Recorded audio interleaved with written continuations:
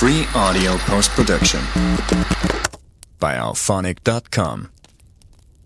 Welcome to Our Weird World, the place where tradition becomes mystery and every whisper carries the weight of centuries. Tonight we journey to northern Spain, to a tiny village hidden between golden hills and forgotten roads. On the surface, what happens there every June may seem like pageantry. Men in devil masks jumping over rows of swaddled infants. But legends say there's more to it than costumes and courage. Much more. This is the story of El Colacho and the leap that has kept something ancient at bay for over 400 years.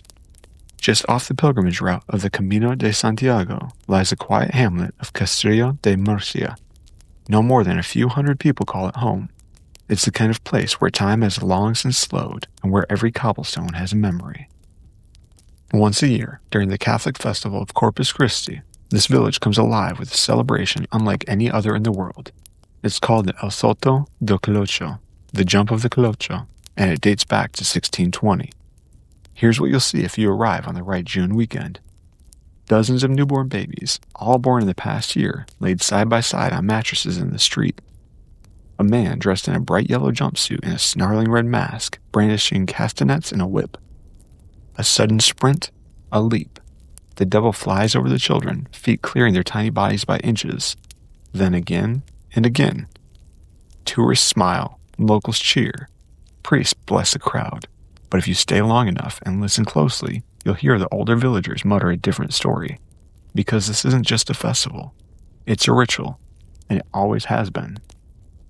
The man in the mask is called El Colacho, a symbolic devil who represents evil, sin, and temptation. But unlike most devil figures in Catholic festivals, he doesn't merely chase or frighten. He jumps over the most innocent among us. According to tradition, the Colacho absorbs evil spirits, sickness, and original sin from the infants he leaps over. It is said that after the jump, the babies are cleansed, spiritually protected, and ready for a life free from misfortune. Or at least that's the official story. But a local folktale, passed from generation to generation in Castrillo, tells of a curse that once plagued the village. A time when newborns died in droves, claimed by sickness that the church could not explain and the doctors could not stop. They said people turned not to the church, but to an older practice, a blend of pagan belief and Christian hope. The elders summoned a sin eater, a man who would play the part of the devil and leap over babies, tricking evil into entering himself instead. The babies were saved, and so the leap continued, every year without fail. To the outside world, El Salto de Colacho is theater, but for the villagers, it follows strict, almost sacred rules. The babies must be born within the year. They must be laid in rows of 4 or 5 on white mattresses, dressed in delicate clothing. The Colacho may only jump after the blessing is spoken aloud by the priest. The leap must be clean, no stumbles and no contact. After the jump, the babies are sprinkled with rose petals and collected by their parents. Some locals won't speak of it, but others say that bad things happen if the Colacho doesn't complete his jump. In 1937, during the height of the Spanish Civil War, the festival was canceled for a year.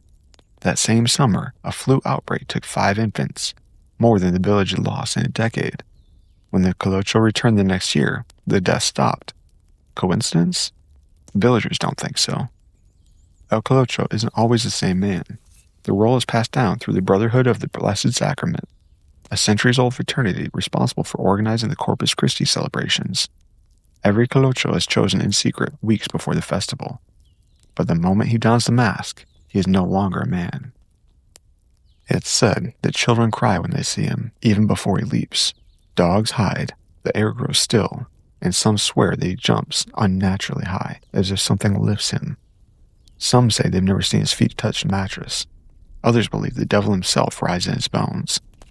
No matter who wears the costume, one rule remains. The Colacho must not speak while in character. Not a single word, not even in private. It is believed that the spirit that empowers the leap could slip out through his voice. One Colacho in 1975 reportedly spoke to a reporter off camera. Weeks later, he was found in the hills, babbling nonsense, his mouth stuffed with rose petals. El Salto de Colacho has no clear origin. The Vatican has never officially sanctioned it, and Pope Benedict XVI once called for the Spanish clergy to distance themselves from the ritual. Still, the church tolerates it, perhaps because the villagers won't stop. In fact, the festival has only grown. Today, people travel from around the world to have their babies jumped over, believing the leap protects them, not just from evil, but from misfortune, illness, or even bad luck. Modern believers treat it like a sacred shield, even if they don't understand the origin. But in Castrillo, the older residents still murmur the phrase, "The village is only clean if the devil jumps. If he stops, the dying starts again." They speak of a hidden book, kept in the sacristy of an old chapel, listing the names of every baby ever leapt over, and every year the leap was missed. That book, they say, is never supposed to be opened, unless the Colacho fails. And so, every year, the drums sound, the babies are placed gently in the dust, the streets fill with the scent of incense and old roses, and then he comes. El Colacho bursts from the alleyways in a whirlwind of color and snarling laughter. His whip cracks, his castanets clatter. The babies lie still, somehow still sleeping through all the chaos, and he leaps. Not because it's tradition, but because something ancient still watches the hills above Castrillo, waiting for the year when the jump is missed. As we leave the dusty streets of Castrillo de Murcia, one truth lingers. Even the most joyful traditions can hide dark roots. So if you ever find yourself there in June and the devil comes running, don't blink. He's not leaping for sport. He's leaping to keep something darker from claiming what lies below. Thanks for wandering into our weird world. If tonight's tale of tradition, mystery, and the thin line between ritual and horror intrigued you, be sure to like, share, and subscribe. Your support helps keep these legends alive. Free audio post-production by alphonic.com.